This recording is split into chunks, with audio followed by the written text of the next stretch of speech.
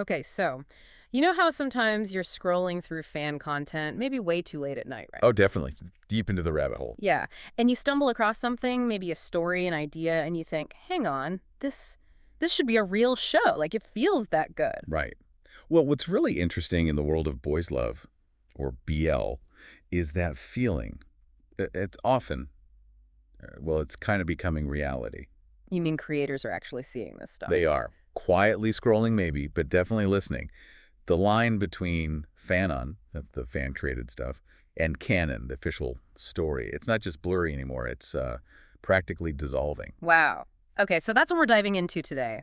This whole fascinating dance between BL fan fiction, all those stories fans create, and the official series we see on screen. Exactly. It's a creative dialogue, really. And our mission here is to kind of pull apart the mechanics, show you how this fandom feedback loop actually works and how all that fan passion ends up fueling, well, a multi-million-dollar industry. Yeah, it's way beyond just studios getting inspired. It's almost like free R&D happening in real time. It's fundamentally changing how these narratives get developed. So we need to be clear up front. Fandom isn't just sitting back and watching. Not at all. No, it's an active ecosystem, constantly churning out ideas. Right. Fans writing whole alternate endings or diving deep into that one side character everyone loves or building these huge universes. They're not just playing around. It's like market testing on a massive scale. Precisely. Fan fiction, fanon, whatever you want to call it, it functions like this incredible informal focus group. If you're a creator planning your next BL series, this is gold. It's a live study of what audiences connect with. Absolutely. They're not just looking at who gets shipped with who. They're digging deeper. They're analyzing the mechanics of why certain things resonate. So what are they looking for specifically? It's got to be more than just popular pairings, right? Oh, way more. The real value is in the details, the nuance. Producers track which emotional beats get the biggest reaction. Like, how is grief handled? What kind of trauma and healing stories are people writing and reading over and over? What specific moments of intimacy generate the most comments, the most shares? They're even looking at plot resolutions. Does the audience prefer a neat, happily ever after straight away? Or something more like a slow burn, a realistic struggle towards happiness? Okay, that makes sense. They're basically using fan spaces to see if risky emotional choices will pay off before they sink millions into production. They're finding the creative engines. Exactly. And you can see it. Look at how official BL has shifted just in the last few years. How so? Well, earlier shows, sometimes you'd see pretty stark power imbalances, right? Now we're seeing more leads who are, like, emotionally aware, Sure. relationships with softer dynamics. And more willingness to tackle heavy stuff. Yeah, much more open discussions about trauma, about healing, about identity struggles, complex topics. And you're saying those shifts that move towards deeper emotional stuff, that started in fan fiction. Overwhelmingly, yes. Because fan writers weren't held back by worries about market safety or commercial appeal. They just wrote what felt real. They wrote for the feeling. They explored grief, desire, identity, all that raw stuff without fear. So when the official shows start picking up those threads, borrowing those emotional blueprints, they're actually changing what's considered mainstream. That uncanny factor you mentioned earlier, Yeah. that needs a closer look. That feeling when you watch a new scene, maybe a big confrontation or just a quiet moment. And it feels like deja vu. Yeah, Yeah. exactly. Like you swear you've read that rhythm, seen that mood somewhere before. Often it's because the core idea, or at least the emotional pitch of it, was basically dreamt up by the fandom first. Wild. And that leads us to the most direct influence. When Fanon literally becomes canon, when those fan pairings, the ships people have been writing up for years, suddenly become official reality in a sequel or a spinoff. Oh, like Our Sky 2. That series felt almost like a direct response, didn't it? Totally. It was like the producers had a checklist of fan wishes for each pairing Yeah. and just fan service elevated to official story. Yeah. But it could be more structural, too. Think about a massive hit like Semantic Error. Okay. That core dynamic, the super smart, rigid, rule-following guy, totally thrown off balance by the free-spirited, chaotic artist. It's classic because the fandom had already perfected that archetype.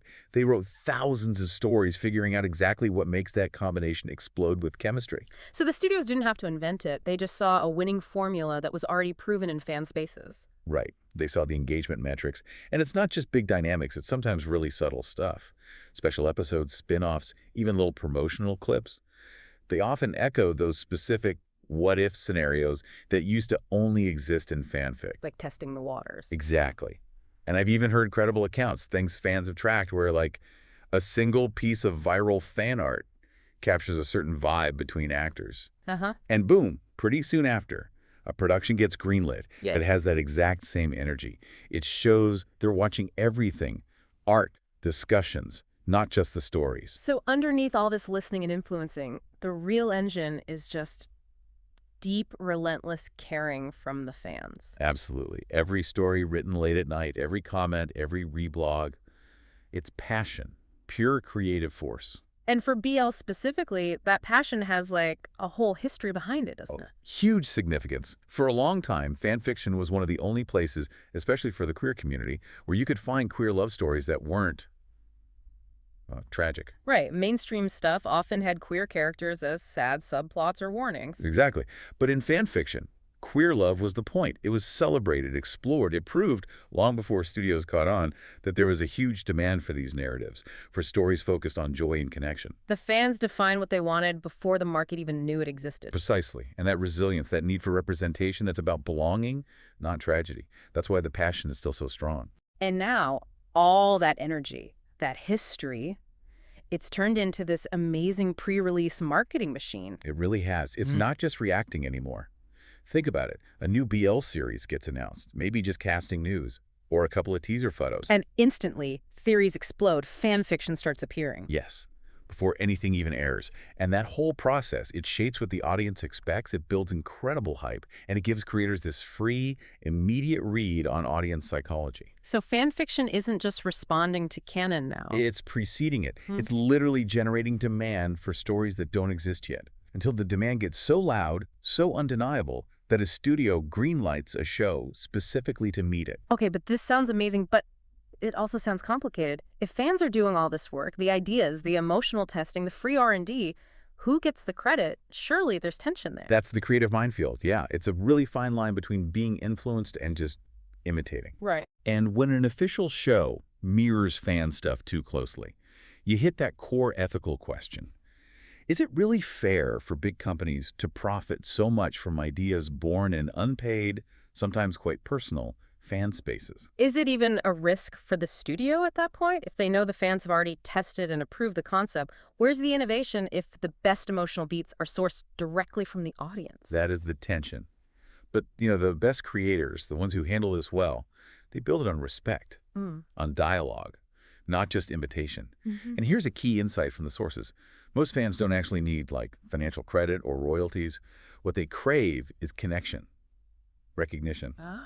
The real damage happens when studios borrow the ideas, but then act like the audience, and all their creative input just didn't matter. That's what breaks the trust. So the path forward is more about acknowledging the dialogue, maybe even redefining authorship itself, moving away from strict ownership. I think so. And BL is really leading the way here, showing the whole media industry a model for shared authorship. We're seeing it happen already. Well, you've got production pipelines now specifically set up to adapt popular web novels, many of which started as essentially fan-created content before gaining legitimacy. The lines are blurring even more. They are.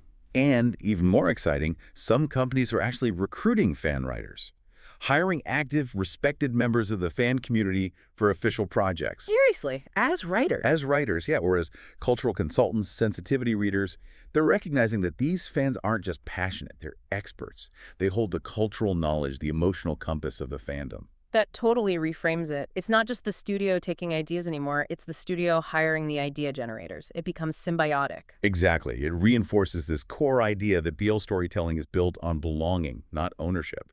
It thrives when it's a shared experience. The fans don't just watch, they really do co-create the whole environment. Okay, so let's wrap this up. Our deep dive shows BL fanfiction isn't just a reflection of the official shows, it's the muse, the echo chamber, the market predictor, all rolled into one. A constant creative conversation between the industry and the fandom. They're making stories together that neither could really create alone. Yeah. And think about it. Every time a fan writes that what-if scenario, exploring a new queer possibility, They're potentially seeding the next big thing for the screen. Hmm. It really drives home that powerful storytelling, especially queer storytelling, wasn't meant for just one It voice. was always meant to be a chorus. A chorus, exactly. A Okay. shared creation. Hmm. Fans and producers kind of answering the same question together. What does love actually look like when the world finally listens and lets that feeling shape the mainstream? That's a powerful thought to end on. Definitely something for all of you to keep thinking about how fan passion is reshaping the media we consume. We'll catch you on the next deep dive. Thanks so much for watching. If you enjoyed the video, please consider liking, commenting, and subscribing. It really helps the channel grow. See you in the next one.